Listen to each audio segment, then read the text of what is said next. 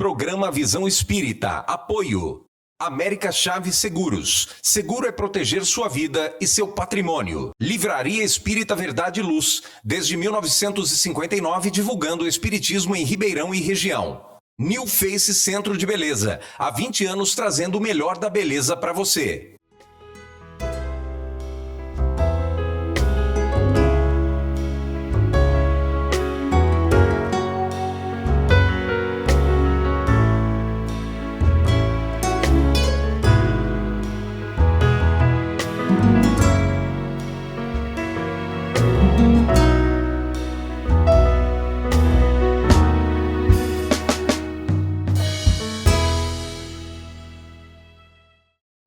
O programa Visão Espírita pede licença para entrar no seu lar, levar-lhe uma mensagem de fé, de otimismo, de muita esperança e de paz. O programa Visão Espírita continua a agradável conversa, esclarecedora e orientadora sobre o tema Buscai e Achareis. No primeiro programa, o nosso amigo, companheiro e trabalhador da causa espírita e da divulgação do Evangelho, Edgar Tão, já fez uma série de esclarecimentos, considerações e ponderações sobre o tema. E a nossa conversa continua. Bem-vindo ao programa Visão Espírita, Edgar. Obrigado mais uma vez, Ola. Vamos continuar aqui as nossas cogitações do momento. Edgar, nós citamos no programa anterior, o Evangelho segundo o Espiritismo, o capítulo 25, Buscai e Achareis, ajuda-te que o céu te ajudará.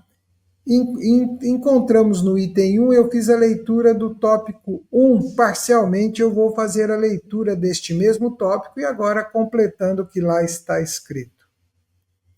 Aspas, pedi e se vos dará, buscai e achareis, batei à porta e se vos abrirá, porquanto quem pede, recebe, e quem procura, acha. E há aquele que bata à porta, abrir-se-á. E continua no Evangelho. Qual homem, dentre vós, que dá uma pedra a um filho que pede pão? Ou, se pedir um peixe, dar-lhe uma serpente? Ora, se sendo mal como sois, sabeis dar boas coisas aos vossos filhos, não é lógico que, com mais forte razão, vosso Pai, que estás nos céus, dê os bens verdadeiros aos que lhes pedirem. Isso está no Evangelho de Mateus, capítulo 7, versículo de 7 a 11. E a pergunta que nós fazemos, existe uma forma definida, fala, prece, ritual e ou oração específica para pedir a ajuda divina?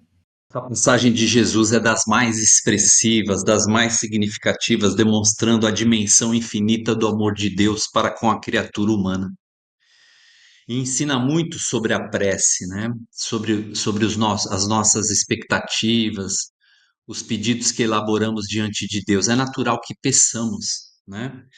E diante disso, o Espiritismo traz luz a essa, vamos dizer, a adoração e, sobretudo, as preces que podemos elaborar junto a Deus. Ele vai dizer que não, né? Que na verdade não existe uma forma definida, específica, circunscrita, mais ou menos correta de dirigirmos-nos a Deus, né? Ele ensina que antes de tudo a prece é a elevação da alma a Deus. E, portanto, a sua eficácia, ela está diretamente relacionada à intenção sincera da criatura e não, evidentemente, e não a sua forma exterior, né? Isso, então, acaba por fazer com que cada um de nós encontremos na intimidade do nosso espírito a melhor forma de nos comunicarmos com Deus. Portanto, a doutrina espírita nos ensina de que, vamos dizer, cuidado com a oração, com a prece, não exige rituais, não exige palavras fixas, não exige espaços especiais, espaços circunscritos, e que uma fé e que uma prece feita com fé, decididamente, ela se destaca, porque carrega em si mesma, um sentimento de aproximação com as forças divinas. Então vejamos, a formulação da prece, ela se dá de coração a coração. E no nosso caso, dos nossos mais profundos sentimentos ao coração de Deus. Poxa, Edgar, mas você acabou de dizer que Deus não é antropomórfico. Logo, no programa anterior nós falamos sobre isso, né, Zola? Logo, que coração é esse de Deus, né? Ora, o coração de Deus é o amor universal, expresso na infinitude de seus atributos. Portanto, quando nós elaboramos a prece, lembremos a forma, o modus operandi das preces é absolutamente livre, né? No livro dos Espíritos, quando se estuda a lei de adoração, os Espíritos vão dizer que orar a Deus é pensar nele, adorar a Deus é pensar nele. Só o fato de nós pensarmos em Deus, nós já sentimos em nossa intimidade a elevação dos nossos pensamentos, desde que, é claro, nós nos vejamos sincera e honestamente entregues a esse estado de comunhão. Lá em Mateus, Jesus vai dizer: Tu, quando orares, entra no teu quarto, fecha a porta e o teu pai vai te ouvir em segredo, né? Ora, que porta é essa? Que quarto é esse, se não a intimidade, o recolhimento indispensável do nosso espírito, né? Portanto, Jesus vai reafirmar que a comunhão com Deus, essa sim, é a mais relevante. Entretanto, ela deve ser elaborada na nossa própria intimidade. É por isso que essa comunhão, ela é por si só e por natureza de ser íntima, silenciosa e tremendamente interior. Assim, em suma, não existem fórmulas para que a prece se dê. E é isso que importa no final das contas. Interessante, né, Edgar? Ao longo dos milênios, né, nós às vezes conservamos, né, a par de todo o processo evolutivo que já temos, né, nós ainda conservamos os hábitos de outros tempos, né, achando que Completamente. formas, rituais, meios exteriores, né, irão nos conectar ao divino, irão nos conectar ao Pai. Mas sigamos, né? Nossos pedidos a Deus são voltados. Agora é uma questão interessante, porque ela tem alguns aspectos a refletir, né? Nós pedimos a Deus por questões materiais e espirituais. Como é que tradicionalmente ou habitualmente, né, nós manifestamos os nossos pedidos a Deus, uma vez que, enquanto espíritos encarnados, estamos submetidos, né, às questões naturais de uma existência no mundo físico. Tudo certo. Sem dúvida, E como sem espíritos, dúvida. temos uma realidade espiritual. E como é que a gente pede tradicionalmente? João, é bastante natural que nós centralizemos muitas vezes os nossos pedidos a Deus, concentrando-os nas nossas questões materiais. Como você mesmo disse, nós somos cidadãos do mundo, né? E por conta disso, é claro, nós temos demandas que pertencem à esfera do mundo, portanto, demandas exclusivamente materiais. Faz parte do nosso estágio evolutivo e da nossa realidade espiritual. A gente não pode descartar isso, né? Na pergunta anterior, você ressaltava a questão do filho que dá do pai que dá quando o filho pede peixe. Veja que os exemplos que Jesus dá são questões materiais, né? Pão, peixe, tem a ver com a subsistência humana. Entretanto, ele evoca a ideia de que se nós somos capazes de dar o que o filho precisa dentro das nossas limitações e restrições, o que será que Deus não pode fazer? Né? É uma questão importante. Agora, o Espiritismo tem uma proposta evidente de reeducação da alma, né? Uma nova pedagogia do espírito.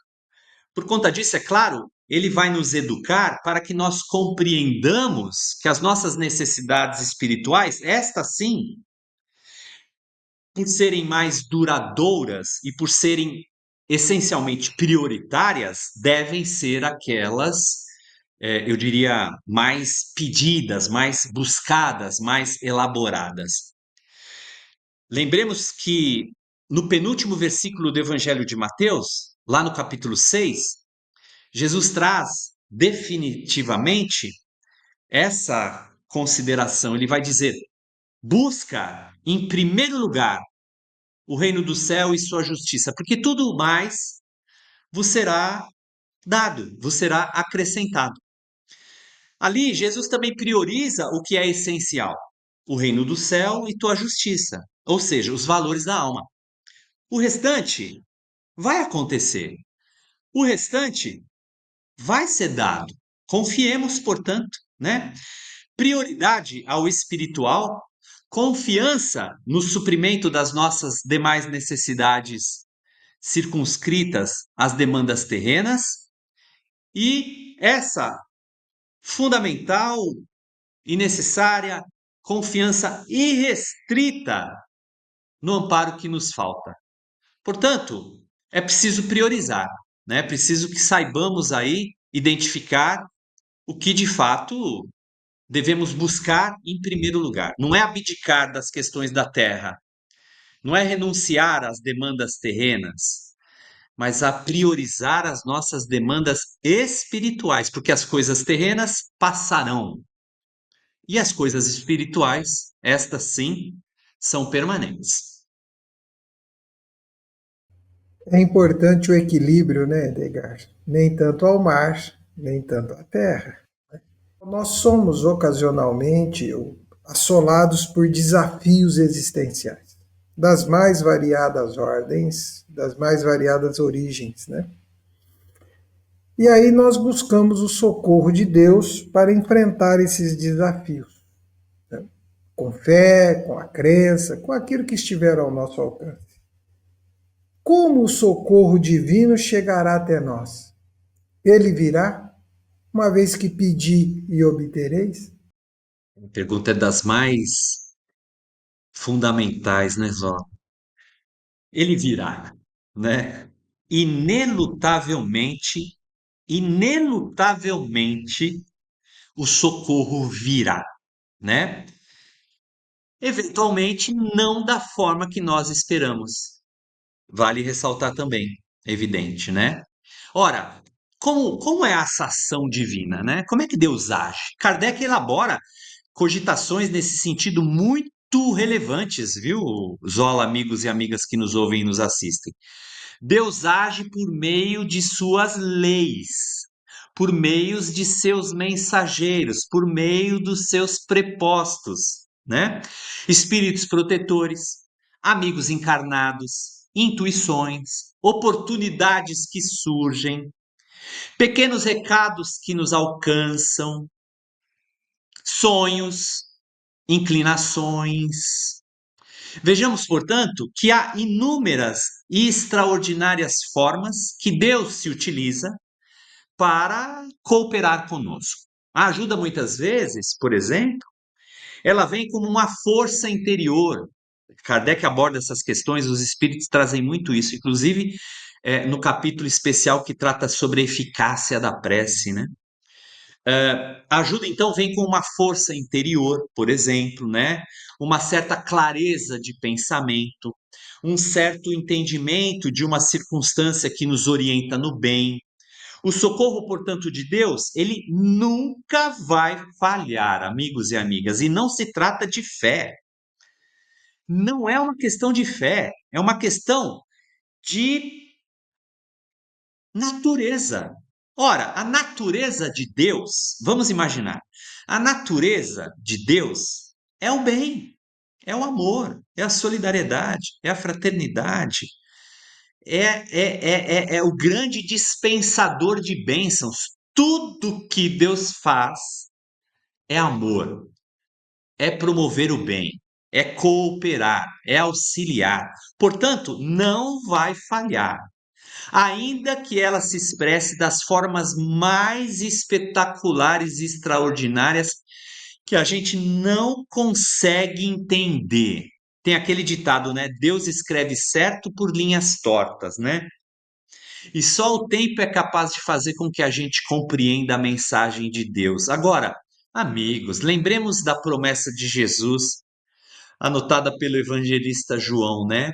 Jesus vai dizer assim: Não vos deixarei órfãos, voltarei a vós. Se a gente acredita em Jesus e no que ele disse, a gente inegavelmente vai acreditar no que ele prometeu. Será que as promessas de Jesus eram vãs? Eram da boca para fora? Isso quem faz somos nós. Quem promete da boca para fora é a criatura imperfeita humana, mas não ele. Não vos deixarei órfãos. Né? Portanto, amigos, Jesus garante, é Jesus garantindo, hein?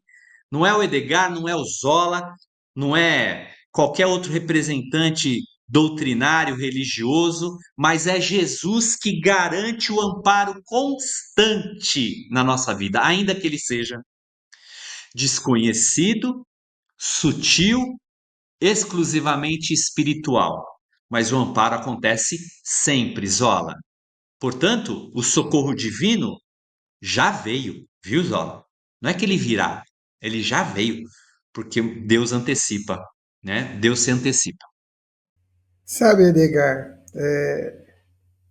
eu tenho eu faço uma parafraseando algo que você disse, né? É uma interpretação pessoal, é claro, que Deus escreve certo por linhas certas. Quem entorta as linhas somos nós. Somos nós. É bem isso mesmo, amigo. Bem isso mesmo. É a nossa incompreensão de que ele faz tudo certinho, né? Não Quem é? É entorta as bem isso linhas mesmo, é somos bem nós. isso mesmo. As linhas de Deus não podem ser entortadas, né? A ajuda de Deus nos isenta do trabalho, do esforço, da busca, da transformação moral. Ela virá como um milagre, como uma solução acabada, Edgar? Ah, Zola, só a formulação da tua pergunta já diz, né? Na própria resposta em si mesma. Em hipótese nenhuma, né? Lá no Evangelho, nesse capítulo que a gente está estudando, Zola, o capítulo 25, Deus ajuda aqueles que se ajudam, né? Quer dizer, vejamos, a assistência, a gente está falando sobre amparo, né? Sobre auxílio. A assistência divina, ela impulsiona, fortalece, consola, mas ela não substitui o esforço pessoal. Não substitui. Até as curas de Jesus não substituíam o ensejo do sujeito enfermo, né? Amigos, quando, mais uma vez, eu quero trazer a proposta de Jesus, né? Que queres que eu te faça? Ele está trazendo o sujeito no núcleo do problema, na ação do problema. Não é ele respondendo o que ele precisa, não, mas é ele se mobilizando intimamente. Porque, amigos, eu fico pensando, ó, Jesus vem até nós, diz assim: o que que você está precisando? Aí a gente diz para ele: eu não sei. Ele vai bater nas nossas costas e vai dizer assim: tá bom então, o dia que você souber, você volta aqui e conversa comigo, né? Quer dizer, é crível um negócio desse? Não parece. Então vejamos, a verdadeira transformação, portanto, o verdadeiro milagre, né, o verdadeiro auxílio ocorre naturalmente quando nós mesmos nos transformamos moralmente. Isso, portanto, viabiliza em nós o auxílio da fé, da vontade, do amor. É preciso, amigos e amigas, que nós nos movimentemos ao encontro das soluções que precisamos buscar. Braços cruzados é sinônimo de inércia. Transitar a esmo é sinônimo de ausência de propósito e objetivo.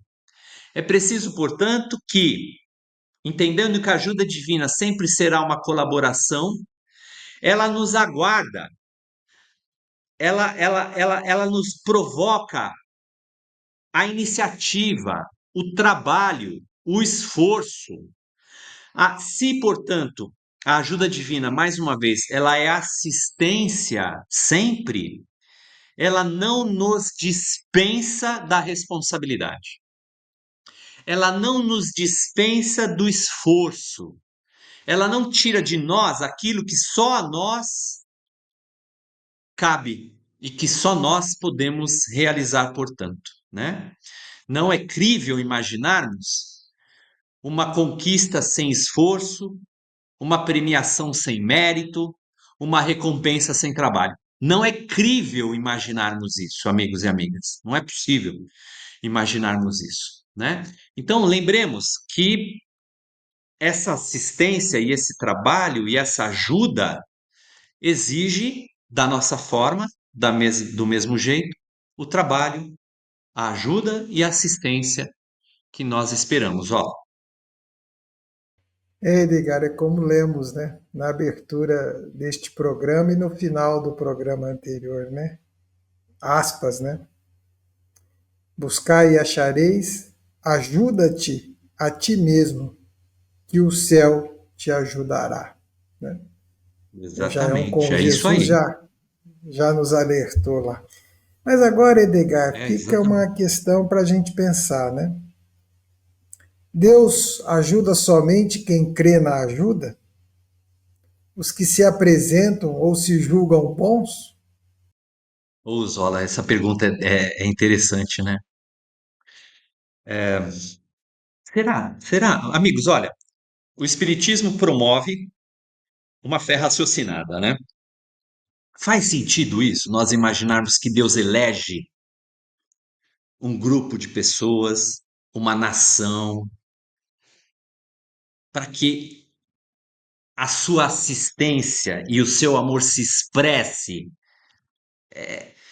Amigos, lá no Sermão do Monte, em Mateus, no capítulo 5, Jesus vai dizer uma coisa fundamental para nós, né? Que demonstra a bondade divina universal, sem distinções humanas. Jesus vai dizer assim: O meu Pai faz nascer o sol sobre bons e maus, e faz chover sobre justos e injustos. Deus abraça indistintamente a humanidade inteira, inteira. Portanto, ele ajuda todos indistintamente. E por quê? Porque ele ama todos indistintamente. Ele não ama mais o espírita do que o católico. Ele não ama mais o protestante do que o budista. Ele não ama mais o muçulmano do que o ateu. Ele ama todos indistintamente, porque a sua justiça é perfeita e a sua misericórdia é infinita, né? Quer dizer, é claro que a ajuda de Deus, ela se torna mais consciente, mais elaborada para aqueles que têm fé, para aqueles que, como falávamos há pouco, se mobilizam e se sintonizam com o bem. Mas isso não é uma característica de exclusividade ou de permuta com Deus. Se eu faço bem, eu quero receber o bem, e assim por diante. Faz parte da lei, né? Quantas pessoas não fazem o bem e ainda estão aprisionadas à vaidade, à ostentação da caridade que fazem, por exemplo, não é? Quantos ainda não somos os hipócritas da caridade que espalhamos nas redes sociais? O quanto somos bondosos ou quanto estamos fazendo a caridade nos nossos trabalhos de assistencialismo, por exemplo, não é? E por dentro, a gente só está, na verdade, como diz minha mãe, minha mãezinha querida Martinha, colocando uma melancia no pescoço para que todo mundo veja, né, Zola? Infelizmente, é muito disso, sobretudo em épocas de ostentação das redes e mídias sociais, meus amigos. Então, é fundamental que a gente relembre aquelas orientações iniciais do nosso bloco anterior, né, a verdadeira intenção. Se Deus, antes de tudo, abraça a humanidade com amor indistintamente, assim como Jesus, né, nós também devemos trilhar esse esforço para que o bem se expresse em nós a todos, inclusive. Edgar, o programa Visão Espírita caminha célere. Nós te agradecemos o carinho, a atenção, a presença, reiteramos a imensa alegria em revê-lo e tê-lo aqui conosco. Sua mensagem ao nosso telespectador e à nossa telespectadora.